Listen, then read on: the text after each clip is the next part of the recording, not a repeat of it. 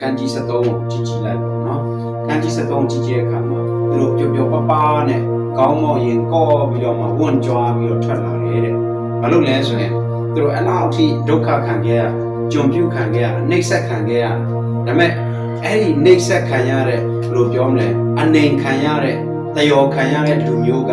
သူတို့ဘက်မှာဖျားရက်တည်ခြင်းအဖြစ်အတိုင်းပြည်လုံးကိုစုံမလိုက်တယ်ဆိုတဲ့နမိတ်လက္ခဏာအဖြစ်သူတို့အယံကုန်ယူဆုံးဖြစ်တယ်ငါတို့ဘက်မှာဘုရားရှိတယ်ကြည်ငါတို့ဘုရားကတော့ငါတို့ပေါ်မှာပြုတဲ့အမှုရာတွေကြည်လက္ခဏာတွေကြည်ပါနော်ဒါကြောင့်ဘလောက်ရှိမြင့်မြတ်လဲငါတို့ဘုရားကအဲ့ဒီခါမှာသူတို့ဘယ်လိုလုပ်လဲဆိုရင်အနောက်မှာအယံပြောပြီးတော့မှရေဝုံနော်ကြွားဝါပြီးတော့ထွက်လာကြတယ်တဲ့အဲ့ဒီခါမှာဘုရားရဲ့ဂတိတော်ပါလဲဆိုရင်ငါတို့တောင်းချင်တာတောင်းပါတောင်းချင်တာတောင်းရင်သူတို့လည်းပေးမယ်တဲ့အဲ့ဒီတိုင်းပဲသူတို့ဘာလုပ်လဲဆိုတော့လက်ဝဲယတနာလက်ကောက်တွေလက်စွပ်တွေနော်ဆွဲကြိုးတွေနှက်ကတ်တွေဒါပြင်လက်ဝဲလက်စားပါညာနော်အဲ့ဒီအကောင်သူတို့တောင်းတဲ့အတိုင်းသူတို့ပေးတယ်ရဲရဲရောရောပေးတယ်နော်ဘယ်လိုပြောမလဲမပေးကွာငါတို့ဘုရားကဒုက္ခရောက်စေတယ်ဒါကြောင့်မပေးဘူးအဲ့လိုစိတ်လည်းမရှိဘူးတဲ့လုံးဝရဲရဲရောရောနဲ့ကြီးကြီးဖြူဖြူနဲ့ယူသွားနော်အကုန်တောင်းသမျှပေးလိုက်တဲ့အခါမှာသူတို့လည်းလိုချင်တာတွေယူပြီးတော့မှပျော်ပျော်ပါပါနဲ့ထွက်သွားကြတယ်အဲ့တော့အေဂုတ်တုပြည်ကနေသူတို့ရဲ့အာဗြဟံဣဆက်ယာကုပ်တို့စပြီးတော့ကျင်လည်ကျက်စားခဲ့တဲ့နေရာအဲ့ဒီနေရာကိုပြန်ပြီးတော့မှသွားဖို့အတွက်အကြောင်းဖန်လာတယ်နော်ထွက်လာတဲ့အခါမှာဘုရားကသူတို့ဘယ်လိုပို့ဆောင်လဲဆိုရင်ညဆိုရင်မိတိုင်နဲ့လမ်းပြတယ်ဒါပြီးရင်နေ့ဆိုရင်မိုးတိမ်တိုင်နဲ့သူတို့ခြေကနေမိုးတိမ်နဲ့ဘယ်သွားရမယ်ဆိုပြီးတော့လမ်းပြတယ်နော်ဆိုကြပါစို့ကျတော့အခုချိန်မှာခီးသွားမယ်ဆိုမသွားတတ်ဘူးဆိုရင်ဖုန်းလေးကြည့်ရတယ် Google Map နော် Google Map လမ်းညွှန်နဲ့သွားလို့ရတယ်နော်ဒါပြီးရင်ပင်လယ်ရေမှာဆိုတင်ပေါ်သွားတဲ့သူတွေဆိုရင်တန်လိုက်အိမ်မြောင်နဲ့သွားရတယ်အဲ့ဒီတန်လိုက်အိမ်မြောင်နဲ့ဒါပြီးသူတို့တင်ပေါ်မှာလည်း GPS ဆိုတာရှိတယ်ခုနောက်ပိုင်းမှာအရင်တော့တန်လိုက်အိမ်မြောင်နဲ့သွားတယ်ရှင်းနောက်တောင်မြောင်ညွန်ရာနဲ့သွားတယ်အဲ့ဒ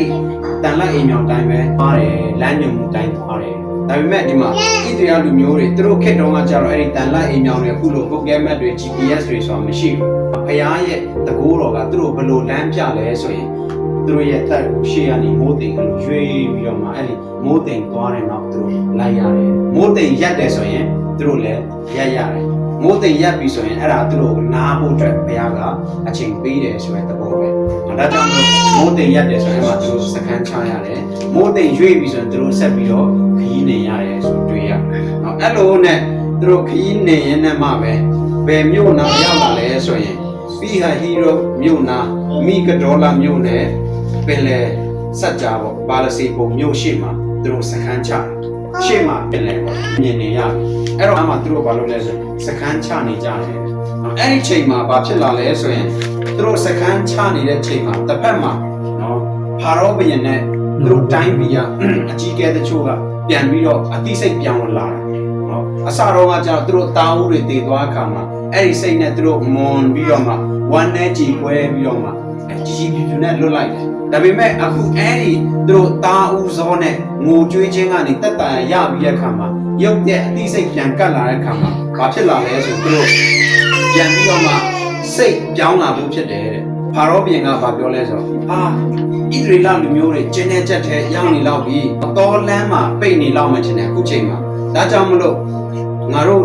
့သွားပြီးတော့လိုက်ရအောင်ဆိုပြီးတော့မှဖာရောဘုရင်တွေးတယ်တစ်ဖက်မှာဘုရားကလည်းဘာလုပ်လဲဆိုဖာရောဘုရင်ရဲ့နှလုံးကိုခိုင်မာစေပြီးတော့မှဣသရေလလူမျိုးတွေလိုက်ဖို့အတွက်ဘုရားကပြန်ပြီးတော့ဖာရောဘုရင်လှုပ်လိုက်တယ်နာဟာဘုရားဖြစ်ကြောင်းကိုအေဂုတ်တုလူတို့သည်သိစေခြင်းကထိုမင်းနဲ့သူ၏စစ်သူရဲ့အလုံးရင်းအားဖြင့်ငါဘုံပွင့်လိမ့်မည်ဟုမောရှေအားမိန့်တော်မူသည့်တိုင်ထိုသူတို့သည်ပြုကြ၏တဲ့ဒါကြောင့်ဖာရောဘုရင်နဲ့သူရဲ့စစ်တပ်တွေလိုက်လာမယ်ဒါပေမဲ့ကြောက်ရွံ့စရာမရှိဘူးကြောက်စရာမလိုမကြောက်နဲ့ငါဟာမလို့ဖက်မှာရှိမယ်လို့လုံးလဲဆိုတော့ဘုရားကတိကျမပြောနော်မလို့ဖက်မှာရှိမယ်လို့ပဲပြောထားတာဘုရားရဲ့စကားတနည်းအားဖြင့်အဲ့ဒီဘုရားရဲ့ဂတိတော်ကိုယုံကြည်စေချင်တာဖြစ်တယ်အဲ့ဒီခါမှာဒီအေဂုတ်တုပြည်မှာဘယ်လိုဖြစ်လဲဆိုတော့ဖာရောဘုရင်နဲ့သူ့ရဲ့ဒီ movement တွေအကြီးကဲတွေကဣသရေလလူမျိုးတွေထွက်ပြေးတယ်ဆိုတာသိတဲ့အခါမှာသူတို့တွေပြန်ပြီးတော့မှမနာလိုစိတ်ပြန်ပေါက်လာတယ်ငါတို့လွတ်လိုက်မိပြီနော်သူတို့တွေထွက်သွားကြပြီဒါကြောင့်မလို့ငါတို့ပြန်ဖမ်းရအောင်ဒါကြောင့်ငါတို့လွတ်လိုက်မိတာလားလည်းမသိဘူးနော်ဘယ်လိုစိတ်နဲ့များလွတ်လိုက်တာလဲနော်ဒါကြောင့်မလို့ပြန်ဖမ်းရအောင် ပြန်ပြီးတော့မှလိုက်ရအောင်ဆိုပြီးတော့မှဘာတော့ပြင်နေသူရဲ့မင်းမူမတ်တွေဟိုမင်းတွေကပြန်ပြီးတော့စုဝေးပြီးတော့မှတိုင်ပင်တယ်ပြီးရနဲ့ယထာ600စစ်ယထာပေါ့နော်အဲ့ဒီခေတ်တုန်းကစစ်တိုက်တဲ့စစ်ယထာတွေနော်အခုခေတ်ယထာနဲ့တော့တောင်းမနိုင်နဲ့ပေါ့နော်အဲ့လိုမဟုတ်နော်ညင်းနဲ့ဆွဲပြီးတော့မှလူကမောင်းတာဒီမှာဘိန်းနဲ့တော့ညင်းနဲ့ညင်းကိုတော့ဆွဲခိုင်းတာပေါ့ယထာ600တဲ့ဒါပြီးရင်မြင်းစီးတူရဲ့ညင်းပေါ်မှာစီးပြီးတော့မှစစ်တိုက်နိုင်ဓာတ်ကင်ပြီးတော့စစ်တိုက်နိုင်တဲ့သူရဲ့မြောက်များစွာကဣသရေလလူမျိုးတွေလိုက်ဖို့အတွက်စပြီးတော့စစ်ချီတာသူတို့စီယုံနေအဲ့တော့ဒီမှာအတိအကျတော့မပြောပေမဲ့ကျမ်းပညာရှင်တွေကတော့အဲ့ဒီအချိန်မှာဒီအေဂုတ်တုတပ်တွေရဲ့စစ်အင်အားဘယ်လောက်လဲဆို2သိန်းလို့ပြောထားတယ်အဲ့တော့စစ်အင်အား2သိန်းကအီဂျစ်ပြည်ကနေထွက်သွားတဲ့ဣသရေလလူမျိုးတွေကိုလိုက်ဖို့အတွက်စစ်ချီလာတယ်တစ်ဖက်မှာဣသရေလလူမျိုးတွေကြတော့ဘယ်မှာစတတ်ချထားလဲဆိုတော့ခုနနီတန်းမှာပြောလို့ပဲပြီးဟအီရိုမျိုးနဲ့ဘာလစီပုံမျိုးရှေ့မှာရှိပင်လယ်ကမ်းဆက်နားမှာသူတို့တပ်စခန်းချထားကြတယ်အဲ့ဒီအချိန်မှာတစ်ဖက်မှာတော့အေဂုတ်တုလူမျိုးတွေအီဂျစ်လူမျိုးတွေကတော့ပြန်ပြီးတော့တိမ့်ပိုက်ဖို့အတွက်စစ်ချီလာပြီးပြင်းနေလာတာအားရပါတကုံမောင်းပြီးတော့မြင်းစီသူရဲ့တကုံနေလာတဲ့ခါမှာတဲ့တဖြည်းဖြည်းနဲ့ဣသရေလလူမျိုးတွေတက်ချတာရောက်လာတယ်တဲ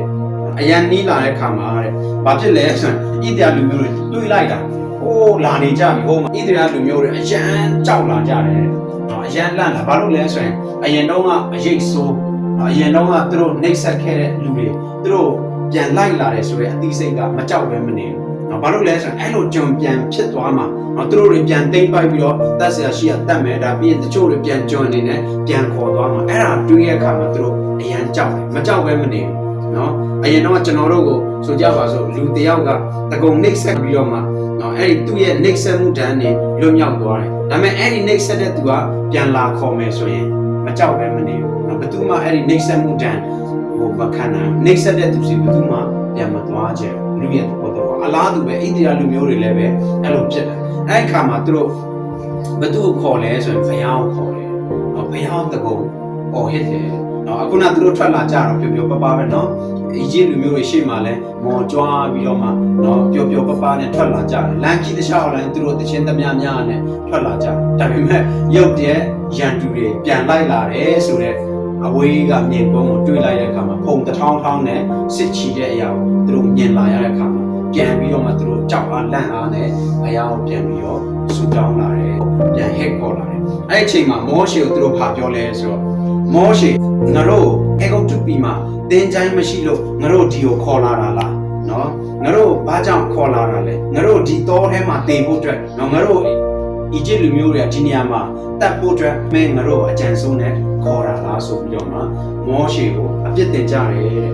ဒါပြီးရင်သူတို့ဘာပြောလဲဆိုတော့ငါတို့အေဂုတ်တုပြည်မှာကြုံခံရတာပိုတော်ကောင်းသေးတယ်တဲ့နော်အခုကြမ်းဟိုင်းဒီစကားပြောလာတာနော်ဒုက္ခရောက်မှာစောရကတက်လာကိုယ့်ရဲ့ကောင်းဆောင်ပြန်ပြီးတော့မှအပြစ်တင်တယ်ဆိုတာတွေးရတယ်တကယ်တော့ဒုက္ခတော့မရောက်သေးဘူးရောက်တော့မှပဲရှိသေးတယ်ဟိုမှာရန်သူတွေမြင်တာပဲရှိသေးတယ်သူတို့အတွေးတွေစဝေစဝါဖြစ်ကုန်ကြောက်လန့်ကုန်ကြောက်ရွံ့အောင်လုပ်ပြီးတော့မှပေါက်တကြတွေကြားရည်ရုပ်ပါဇက်ကနေရှောက်ပြောတော့တယ်ဘာကြောင့်ငါတို့ခေါ်တာလဲတကယ်ဆိုငါတို့ဟိုအီဂျစ်ပြည်မှာဘာတော့ပြန်လက်အောင်မှာငါတို့ကြုံခံရတာကအခုဒီမှာတည်ရတာထက်ပိုတော့ကောင်းသေးတယ်နော်ဒါပြင်အေဂုတ်တုပြည်မှာငါတို့တည်ဖို့အတွက်တင်ချိုင်းမြင်မရှိတော့ငါတို့ဒီခေါ်လာတာလားငါတို့ဒီမှာတကြိုဖို့အတွက်ခေါ်လာတာလားဆိုပြီးတော့မှမောရှေကိုအပြစ်တင်ကြတယ်အဲ့ချိန်မှာမောရှေကပြောလဲဆိုရင်မစိုးရိမ်နဲ့နော်မကြောက်ပါနဲ့မောရှေကတော့ကောင်းဆောင်ကောင်းပြီးသားတယ်အမြဲတမ်းသူစိတ်ရှိလက်ရှိနဲ့ပြောပြတယ်မစိုးရိမ်ပါနဲ့တဲ့နော်မောရှေပြောတဲ့စကားငြိမ်ဝတ်စွာနေကြပါတဲ့နော်တစ်ဖက်မှာလူဖြစ်တဲ့အခါမှာကျွန်တော်တို့ဆိုလည်းဖြစ်မှာပါပဲနော်ဒုက္ခရောက်တဲ့အခါမှာဖြစ်မစိုးရိမ်နဲ့ငြိမ်ဝတ်စွာနေလို့ဘယ်တော့ပဲပြောစိတ်ကတော့လှုပ်ရှားမှာပဲနော်ကျွန်တော်မှတ်မိပါတယ်ကျွန်တော်ငယ်ငယ်တုန်းက2003လောက်နေမှာကျုပ်နေမှာပေါ့မုံတိုင်းကြတယ်ငလင်လဲလုတ်တယ်အဲ့ဒီဟာတော့ကျွန်တော်တက်မှာတစ်ခါပဲကြုံတယ်အသေးတန်မုံတိုင်းတိုက်တယ်ပြီးရင်ငလင်လဲလုတ်တယ်ပြီးရင်မိုးတီလဲကြတယ်မိုးတီဆိုတော့ဒီလောက်လုံးတယ်နော်ကျုပ်အိမ်မှာဟောတကူကြအခုကောင်းတာကျွန်တော်အိမ်ဆောက်တာအိမ်တိုင်းကိုတိုင်းဒီလောက်ရှိတယ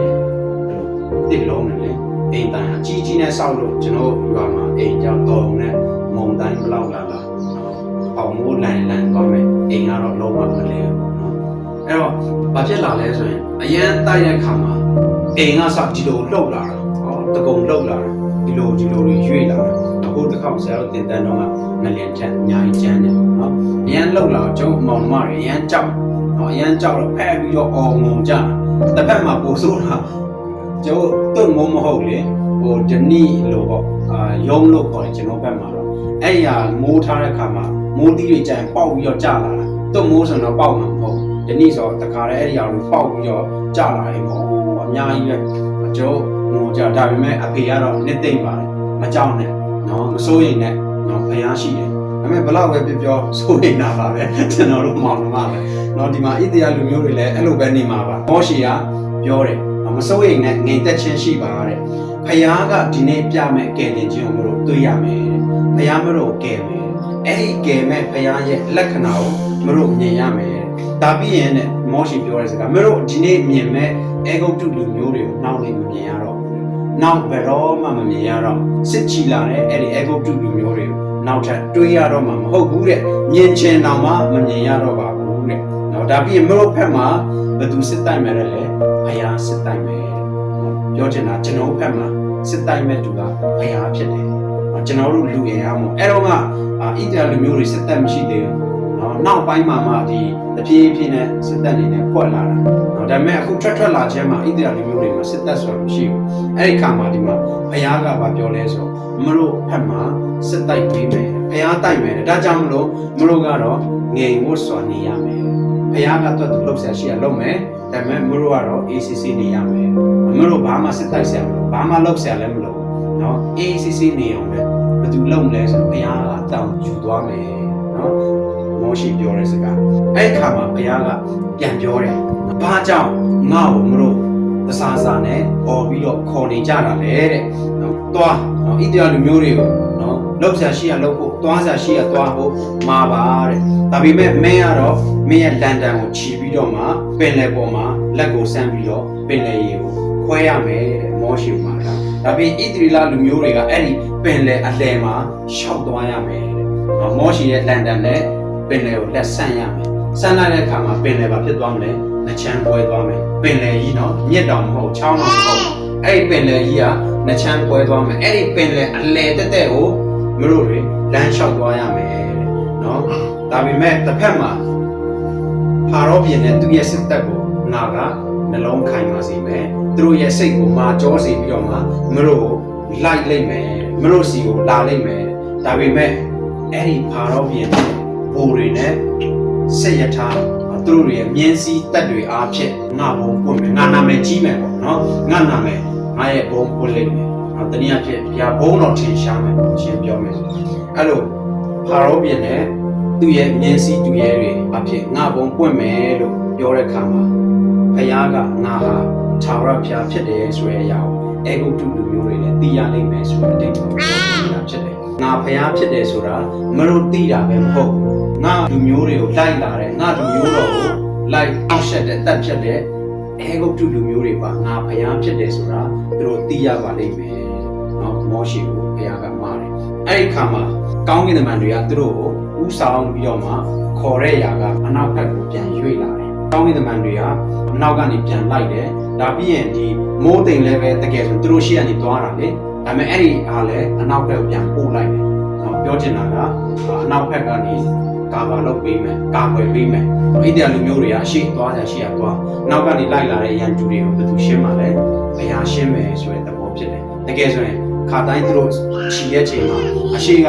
ရန်ဆွဲတွေကိုကောင်းကင်တမန်နဲ့ဒီမိုးတင်အားဖြင့်လမ်းပြပြီးတော့မှသွားရတာဖြစ်တယ်ဒါပေမဲ့အခုကျတော့ရန်သူကအရှိမှာလားနောက်မှာလိုက်လာနေတယ်ဒါကြောင့်မလို့မိုးတိမ်လည်းပဲနောက်ဘက်မှာနေတယ်ဒါပြီးရင်ကောင်းကင်တမန်တွေလည်းနောက်ဘက်မှာကာကွယ်ပေးရဆိုတော့တွေ့ရတယ်အဲ့ချိန်မှာ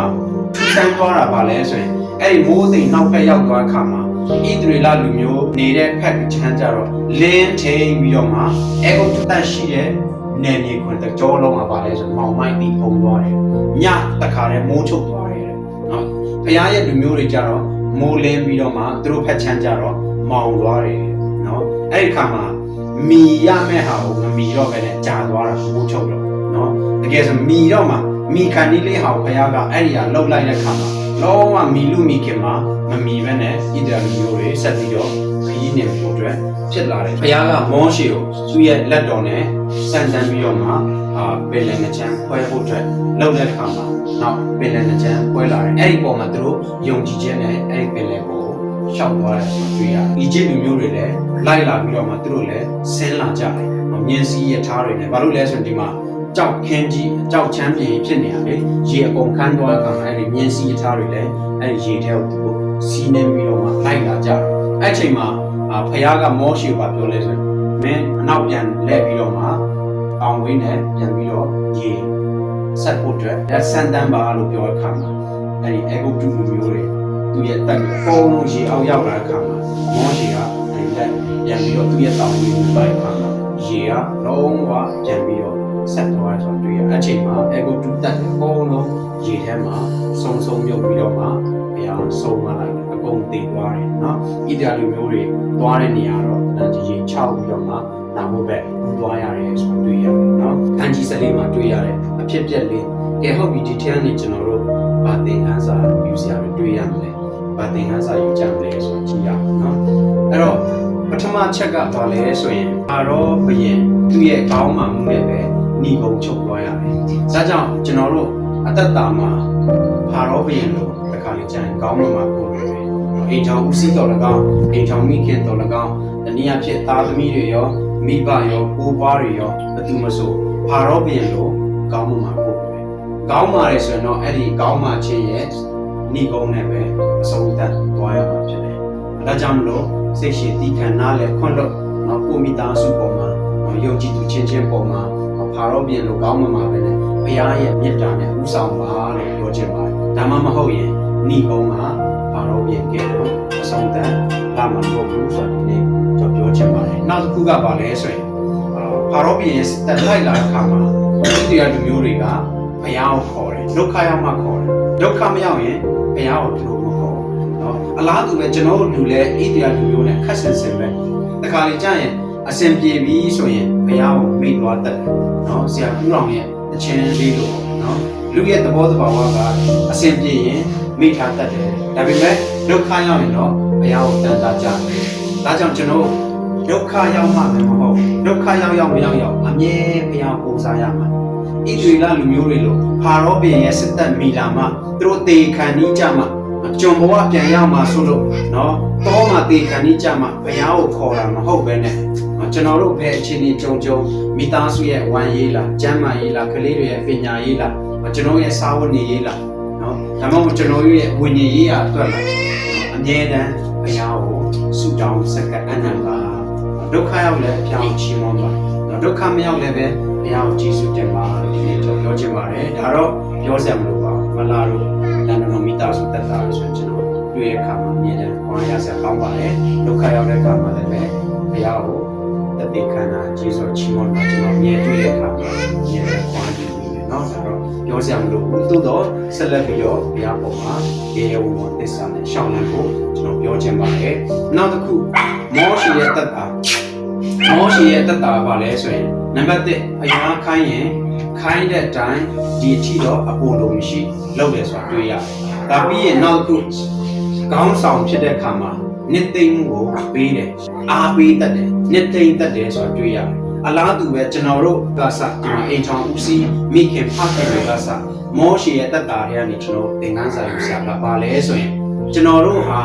မိသားစုအတွက်တော်၎င်းအသင်းတော်အတွက်တော်၎င်းအပူတွေငိမ့်ပေးနိုင်တဲ့သူဖြစ်ရမယ်အပူပေးတဲ့ဖခင်မဖြစ်ရနော်မိသားစုကိုအပူပေးတဲ့မိခင်မဖြစ်ရတင်းသူတင်းသားတွေအပူပေးတဲ့တင်းဟုတ်ဆရာမဖြစ်ရအဲ့ဒီတင်းသူတင်းသားတွေရဲ့အပူကိုငိမ့်ပေးတဲ့ဆရာဖြစ်ရမယ်ကိုမိသားစုရဲ့အပူကိုငိမ့်ပေးတဲ့ဖခင်ဖြစ်ရမယ်ကိုသားသမီးတွေရဲ့ဒုက္ခတွေပြဿနာတွေကျွန်တော်တို့ဖြေရှင်းပြီးတော့မှနှစ်သိမ့်ပေးတဲ့တမာတရားနဲ့တွင်တင်တဲ့မိခင်ဖခင်ဖြစ်ရမယ်ဆိုတော့ဒီနေ့မောရှိရဲ့တက်တာဖြစ်သင်ခန်းစာယူစရာကောင်းတယ်နောက်ဆုံးတစ်ချက်ကပါလဲဆိုရင်ဣသရေလလူမျိုးတွေပင်လယ်ကိုဖြတ်တဲ့အခါမှာနော်ဘလို့နဲ့ဖြတ်လဲဆိုရင်ယုံကြည်ခြင်းနဲ့ဖြတ်တယ်ဆိုတာတွေ့ရတယ်နော်အဲ့ဒီယုံကြည်ခြင်းကပဲအလုပ်လုပ်သွားတာဖြစ်တယ်ဘုရားရဲ့ဘုန်းတော်ထင်ရှားသွားတာလေအဲ့ဒီယုံကြည်ခြင်းပဲဒါကြောင့်ရေပြဲခန်းကြီးစစ်တစ်ကြီးရဲ့အခါမှာယုံကြည်ခြင်းရဲ့ဖခင်တွေကြောင့်တွေ့ရလိမ့်မယ်အဲ့ဒီယုံကြည်ခြင်းရဲ့ဖခင်ကျွန်တော်ဣသရေလလူမျိုးတွေမောရှိတို့သူတို့တွေရဲ့ဘိုးဘေးဖြစ်တဲ့အာဗြဟံဣဇက်ယာကုပ် သူတို့တွေရဲ့ယုံကြည်ခြင်းကိုလည်းမတ်ကြောက်တင်ထားတာတွေ့ရတယ်နော်အာဗြဟံရဲ့ယုံကြည်ခြင်းကိုဖြောင့်မတ်ခြင်းလို့ဘုရားကမှတ်တယ်နော်အဲ့ဒီယုံကြည်ခြင်းမျိုးကျွန်တော်တို့အသက်တာမှာလည်းဆက်လက်ပြီးတော့ခံယူရမယ်တည်မြဲနေရမယ်ကျွန်တော်ဆက်လက်ပြီးတော့ကျင့်တော်ရမယ်အမြဲတမ်းခရစ်တော်ပေါ်မှာဘုရားပေါ်မှာယုံကြည်ခြင်းသည်တည်တည်ကြည်မယုံလျော့သွားရတပည့်တလုံးတစ်ချက်မှမလျော့သွားစေရမလျော့သွားခိုင်းပါနဲ့အသက်တာမှာယုံကြည်ခြင်းပဲအဓိကဖြစ်တယ်ခရိယန်သက်တာအတွက်ယုံကြည်ခြင်းကအဓိကပဲယုံကြည်ခြင်းမရှိဘူးဆိုရင်ဘုရားသခင်ရဲ့စိတ်တော်နဲ့မတွေ့နိုင်ဘူးတဲ့အဲ့ဒီယုံကြည်ခြင်းနဲ့ပဲဘုရားကလှုပ်လှုပ်သွားတာဣသရေလလူမျိုးတွေယုံကြည်ခြင်းပေါ်မှာပဲဘုရားတတ်နိုင်တယ်ဘုရားကယ်မယ်ဆိုတဲ့ယုံကြည်ခြင်းပေါ်မှာပဲဘုရားကအလှုပ်လှုပ်သွားသလိုကျွန်တော်တို့ရဲ့အသက်တာမှာလည်းပဲမိသားစုရဲ့အရေးဘုရားတတ်နိုင်မှာပဲဘုရားတာဝန်ယူမှာပါ